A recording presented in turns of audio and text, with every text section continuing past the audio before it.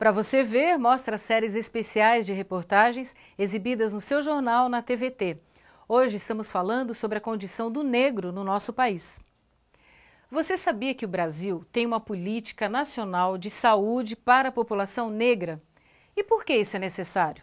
Fazendo essa reportagem, eu encontrei vários motivos. Dá uma olhada. Em 2009, o governo brasileiro instituiu a Política Nacional de Saúde Integral da População Negra.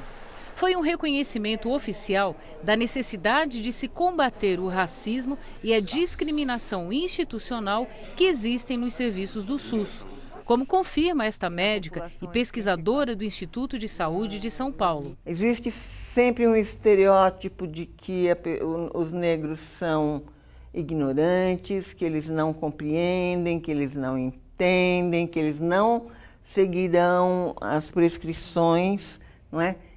E acaba se dando um menor aconselhamento para elas. Então, é um pré-julgamento que existe, estereotipado em relação a essa parcela da população. Quem se recusa a admitir o racismo diz que a qualidade inadequada na área de saúde atinge democraticamente todos os cidadãos usuários dos serviços públicos. Mas como explicar, por exemplo, que no país a taxa de mortalidade materna em mulheres negras é 7,4 vezes maior do que em mulheres brancas? No estado de São Paulo, chega a ser 10 vezes maior.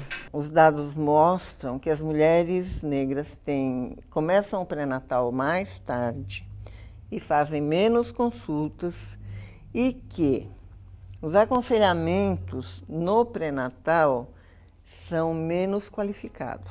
Nas faculdades, os estudantes de medicina, brancos na grande maioria, não recebem informação adequada sobre a realidade dos negros e levam para os consultórios ideias totalmente equivocadas e preconceituosas.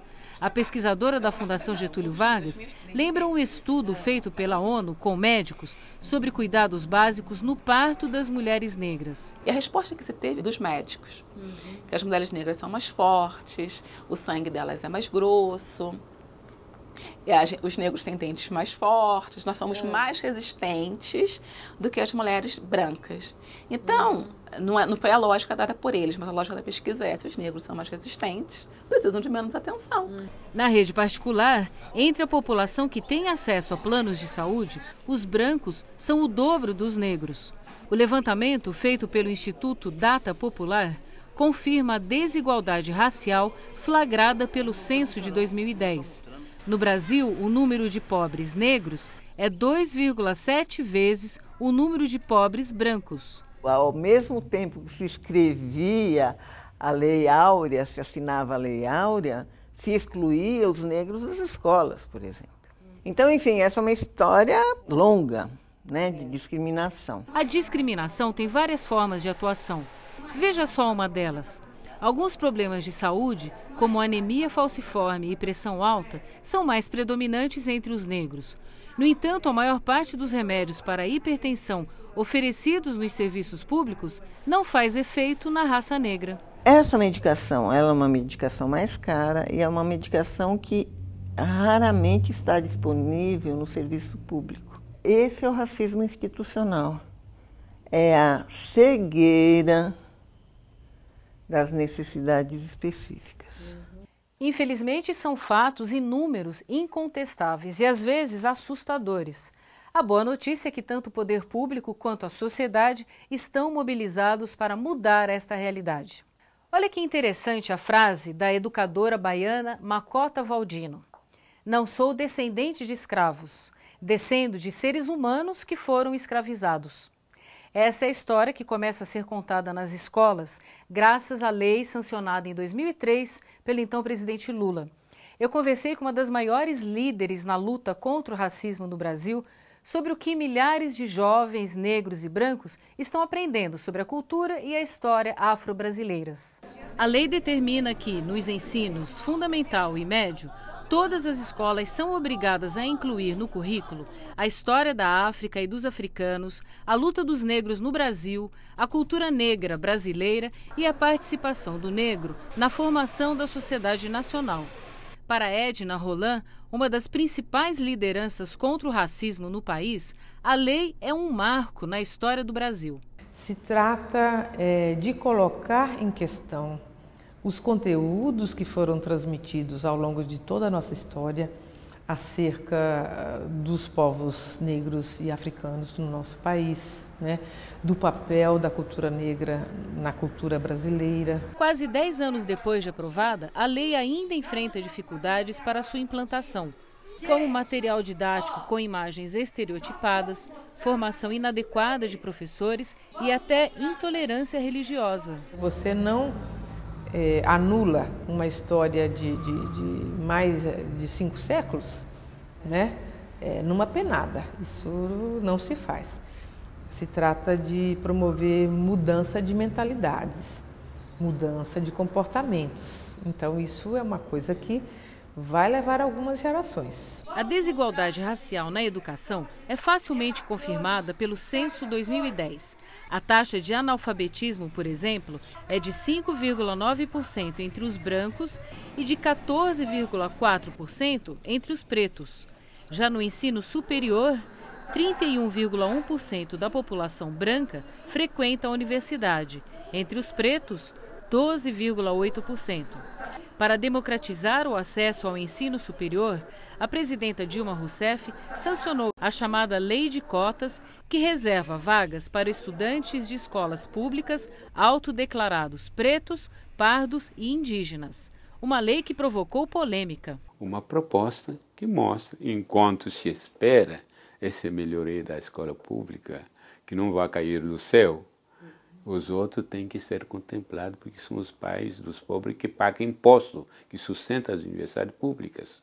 Então tem que encontrar um caminho para eles ter acesso à universidade. Todos os dados demonstram que os alunos que ingressam pelo sistema de cotas têm exatamente o mesmo desempenho dos alunos que ingressam pelo sistema universal. E eu diria até que tem um desempenho superior, porque chegam nas universidades a pé, muitas vezes sem saber se vão fazer as 3 refeições que a OMS recomenda. O advogado Edio Silva Júnior foi secretário de Justiça de São Paulo e é um dos professores da Faculdade Zumbi dos Palmares. Inaugurada em 2003, a Zumbi é pioneira e continua sendo a única instituição da América Latina voltada para a inclusão e manutenção do negro no ensino superior. Aqui no Brasil ainda é um fato isolado.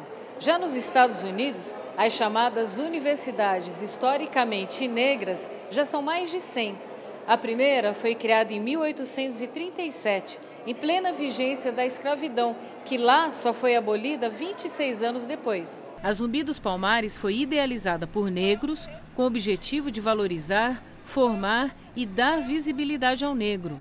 90% dos alunos são negros autodeclarados. A Zumbi foi um referencial, principalmente público negro. Eu estou bastante envolvido, eu e meus primos temos uma equipe de eventos e como a gente começa a ficar envolvido, a gente descobriu que por intermédio da Zumbi abriria várias portas, ainda mais fazendo publicidade. Eu resolvi procurar a Zumbi por causa dos projetos que eles têm voltado para negro, como o coral, como o basquete também, que faz 100% da bolsa da faculdade. Além de os professores que lecionam por aqui, eu fui fazer um levantamento, são ótimos professores, mas o fator determinante mesmo foi o fator financeiro. O objetivo último é a construção de uma sociedade em que a pessoa seja considerada pelo seu caráter, pela sua formação, pela sua tábua de valores e não pela cor da sua pele. O ideal é uma sociedade em que os telespectadores, quando me assistirem, me vejam apenas como um ser humano. Até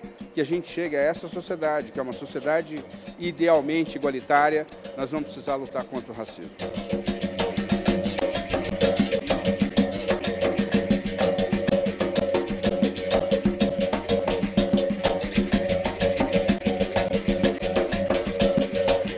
Lutar contra o racismo é uma obrigação de todos os brasileiros. E a Edna Roland, que nós vimos na reportagem, me disse que, em geral, é nas escolas que as crianças conhecem o racismo, que muitos professores esperam menos e, por isso, estimulam menos os alunos negros. Para você ver. Nosso objetivo é que cada vez mais brasileiros se empenhem na luta contra o racismo. Nosso programa termina aqui e eu volto na semana que vem. Até lá!